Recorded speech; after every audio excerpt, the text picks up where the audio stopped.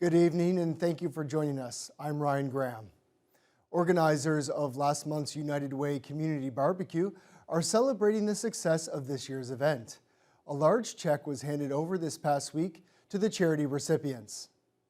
The all-day barbecue was held on July 10th outside the Roots Community Food Center to help tackle food insecurity. One of the main attractions was the dunk tank. The 5 donkeys managed to raise $13,000 and the entire event raised $45,000. The organizers are now splitting that money between Roots, the RFDA, the Dewdrop Inn, and Isthmus. United Way CEO Albert Brule says it means a lot for them to support the 4 charities. It's really awesome for the United Way of Thunder Bay to be able to support events like this and to help ensure that the funds needed by these vital community organizations are made available. Food security is a big challenge in our community and across Canada, and so to be able to support these 3 organizations is core to the mission of the United Way of Thunder Bay. It's incredible. It's our first year being part of the community barbecue, so it's an unexpected bonus to our budget this year, which we will put to good use, especially with the rising cost of food and feeding more and more people with our seniors meals and our community food markets as well. So we're excited to be a part of it and to put it to good use. This was a great success from previous years, and the funding is going to go a long way for us at the RFDA. We exceeded all expectations. The barbecue this year was a huge success, and I want to thank everyone who supported the raffle, who sponsored the dunk tank, who actually came to the barbecue. It was wonderful working with Roots Community Food Center and the RFDA and the United Way, and we're all just over the moon with the results. The federal government is providing more than $1 billion for the softwood lumber industry. Experts here in northwestern Ontario are hoping this can change the business calculation and end what has been one of the largest trade disputes dating back to the Second World War. CTV's Corey Nordstrom has more. Communities like White River depend heavily on the forestry sector, with more than half of the town's employment tied to the local sawmill. The Prime Minister's announcement of $1.2 billion is a relief to residents who also welcome the opportunity to grow the business's clients within their own backyard. We will be our own best customer. I think it was 93% or close to that was exported to the States from our mill alone. And that number is going to shrink, and our Supply in Canada number is going to increase with this government support.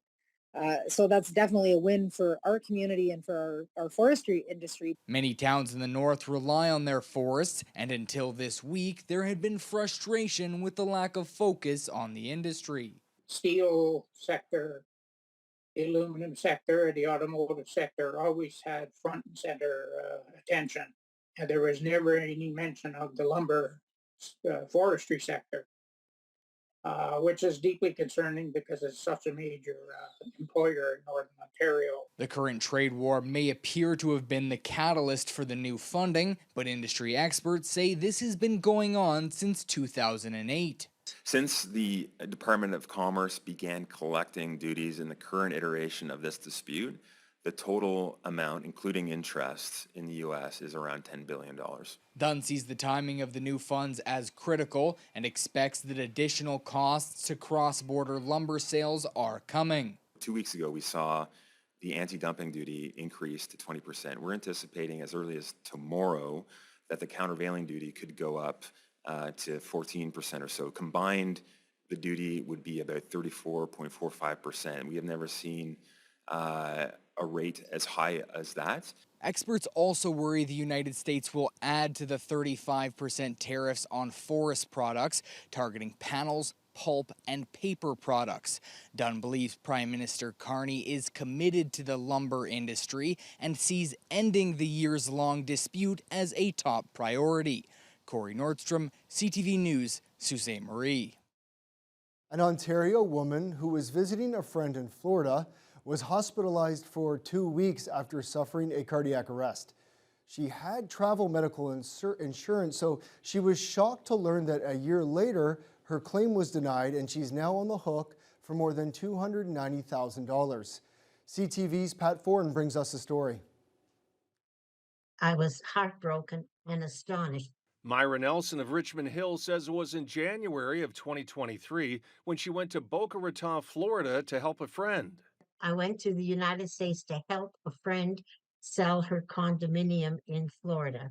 Before she went, she paid for a travel medical insurance policy. In Florida, she became ill, suffered cardiac arrest, and ended up in the hospital for 2 weeks. Now they want all this money from me, although I did have medical health insurance. Her claim was denied because she had a kidney condition, something she didn't mention because she doesn't take medication for it. In August of 2024, more than a year after she was hospitalized, she got a bill for almost $300,000. I'm 90 years of age. I'm a senior on fixed income, and I did not do anything wrong. She was insured with Manulife, a spokesperson told CTV News. Because this matter is now before the courts, we're not able to comment at this time. However, it's important for travel insurance customers to be aware of everything they know about their health to ensure they get the right coverage.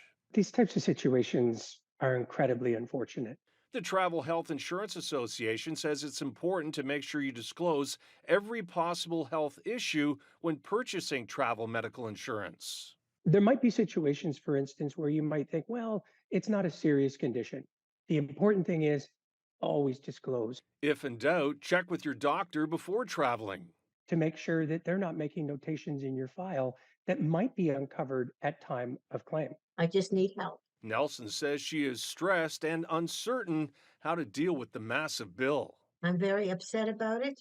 I cannot cope with it. It's very hard coping with the fact that I owe all this money and and I can't pay it. Pat Foran, CTV News. Thunder Bay author Steve McEwen is aiming to spark curiosity in young readers with his new children's book series called Animal Trades. The first book, Lion the Electrician, was inspired by McEwen's desire to explain his own trade to his children and to address the lack of children's literature about skilled trades. An electrician himself, McEwen hopes his stories will introduce kids to careers often overlooked in early education. He says feedback from both tradespeople and parents outside the industry has been overwhelmingly positive, especially when kids began asking questions about how things work or show interest in hands-on skills. With trades facing a nationwide labor shortage, McEwen believes planting seeds early is key to changing perceptions.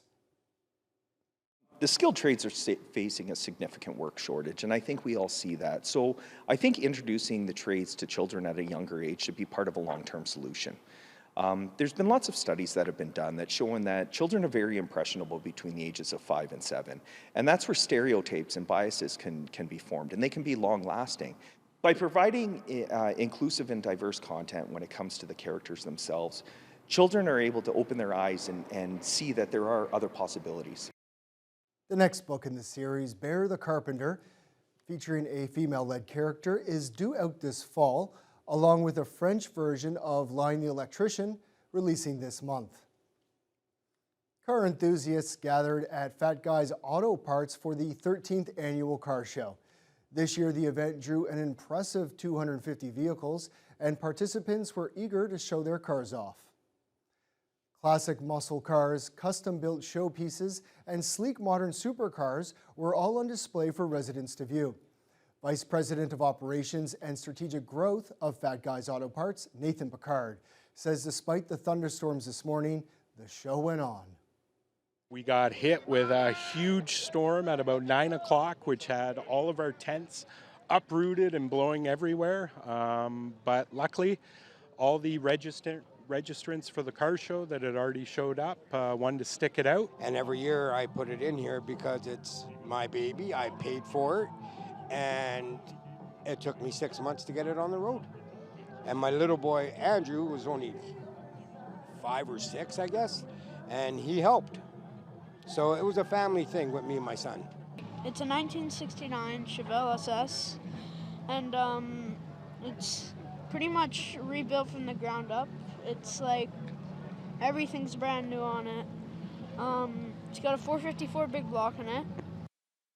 The event is in support of and fundraises for the George Jeffrey Children's Foundation. The CLE Fair continues today until 12 p.m. And with the weather clearing up from the rain, it should be a good night to enjoy the lights and thrills. Whether it's the rides, the food, or the entertainment, residents keep the tradition of coming back year after year. We spoke with fairgoers that were eager to share their favorite part of the day. The food, the cotton candy. I really like the rides. The rides are really fun, especially during a fire. It was a little bit rainy earlier, but now that it's not raining, there's almost not a lot of people here, and it's really easy to get food, and there's not a lot of lines. And the rides are really fun, really thrilling. My favorite one is probably the zipper. And I went on the Force 10 one, and as soon as it started, the raindrops were like little balls. There was like little knives hitting me. It's my first time at the CLE, and I think my favorite ride was, I don't know what it's called, but it just goes straight up and back down. And I like the carnival games. I like how there's 3 Ferris wheels, and there's like shorter lines for one of them, and they're basically the same size, and faster speed. So yeah. I like the CLE at night. It's like all the lights. It's really bright. Yeah. Tomorrow is the last day for the fair and will end with a fireworks show at 11 p.m.